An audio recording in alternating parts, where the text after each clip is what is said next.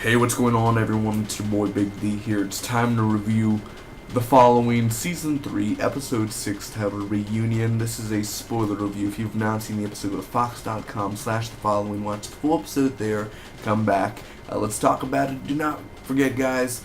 Sometime during the week, I do my Ryan Hottie Lies podcast. You guys can check that out on my channel. It's dedicated to the episode of what happened this week, and basically I talk about in depth and my thoughts, and it gives me a couple days to marinate and sizzle and think about if I truly liked it or not after a couple days sleeping on it. So yeah, check that out on my channel, guys. And every Friday or Saturday I do my predictions for the next episode, so for the following hardcore. Anyway, should take me less than 2 minutes to recap the episode, give you my pros and cons and final score at the end. Thank you so much for joining me. Let's get started. First off, Ryan is talking to Joe, man. It's finally here. After we've been waiting for 5 hours of episode time, we were just like, when is Ryan gonna talk to Joe face to face again? And here it is. And I just love when Joe just says, "When I die, you die." And I was like, that's amazing, because it is kind of true, man. When Joe Carroll dies, part of you dies, Ryan. But particularly you die. So they basically make a deal where he's like, I give you, stuff on Strauss. You come visit me every day, basically. So, and I like it. I talked about fan fiction a lot. I don't know why. I'm not going to explain more. But he's like, am I in your dreams, Ryan? And I was like, okay, this is getting a little bit too far to hand. I was just kidding, but whatever. So Leo, basically Michael Ealy, who is the big bad of Season 3, the new character, who is a hacker, a genius hacker, and Strauss's best student. I think his name's Leo, or Chris, Leo. I'm gonna call him Leo. He kills this guy named Nathan with a flamethrower, and I like it. I was like, this doesn't have to revolve, against violence. And he's like, there's always a need for violence. That was sexy. Gwen and Ryan have trust issues every week they do. So we're in Beacon, New York. They're searching the woods, Mike and Ryan and this girl named Hillary, this deputy. And they see this guy. He ends up disappearing, and they find a burial ground. Just my luck. And now the following becomes Bones. And here comes the forensics looking at the bones. And oh, there's Brennan and Booth. And basically Max is holding out from Tom. And there's a flashback where Leo finds this guy named Justin.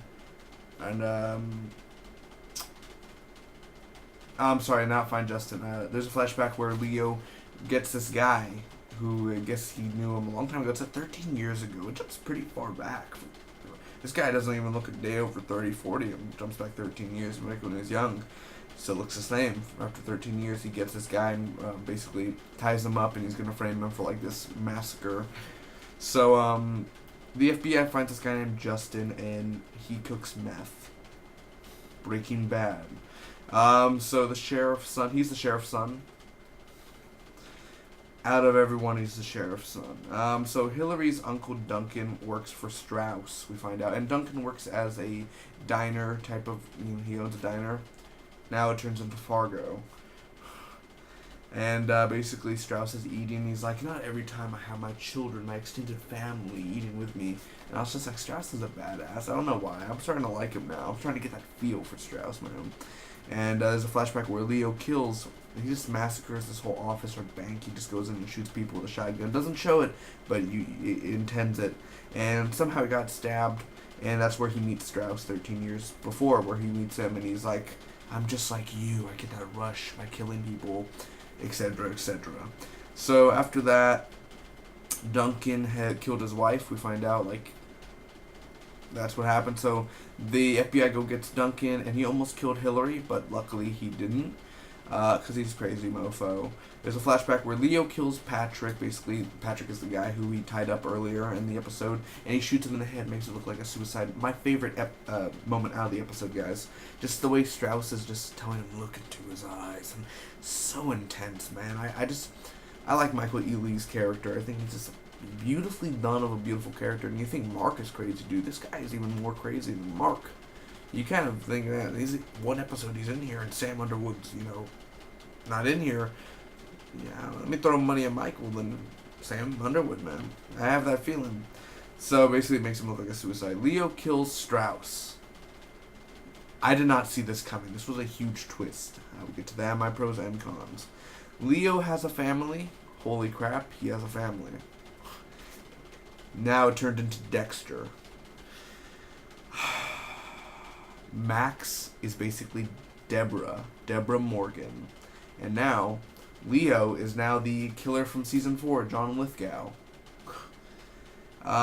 So Mike visits Max, and basically she's like, I can't cover up for you again, type of thing. And Tom hears it over the computer.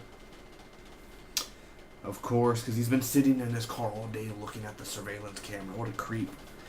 And Daisy gets picked up by an unknown person, reliving the end of season 2. Overall, what did I think about this episode, guys? Pros to cons. Let's talk about it. First off, my pros. Holy crap. The new character, the new big bad. I think he's the most scariest, most complicated, most interesting killer out of the following thus far, you know? I just think now he has a family. I mean, we've seen many killers before, families and all, but just the way he changes himself. He's like, oh, hello, you know, and then, did mommy save me some dinner? And then now he's just like, there's always a need for violence. You know, just that off and on switch. Very beautifully done, very well acted by Michael Ealy. I think, I heard he was great in Almost Human, you know, very good TV show that was underrated, so definitely super happy to have him on the show. Welcome to the following family. Hope you don't last long. No, actually, I hope you do. Joe. Finally, Joe Carroll's back, man. We get a little Joe. I'm kind of sad that we get to see much of him. But, you know, we see him in the opening, and we see him in the ending. That's a good ending. Ryan comes back, I forgot to say, and he basically says, who is Strauss's best student? And I expected Joe to be like, well, you're looking at him, Ryan. I'm still waiting for Joe to say, hello there, Ryan. Oh, hello, Ryan. And it's always just like, Ryan. And then they basically said it. I'm like, really? Where's the hello, Ryan? I mean, I'm waiting for that moment, man. But like when he dies, Joe's gonna be like, goodbye, Ryan.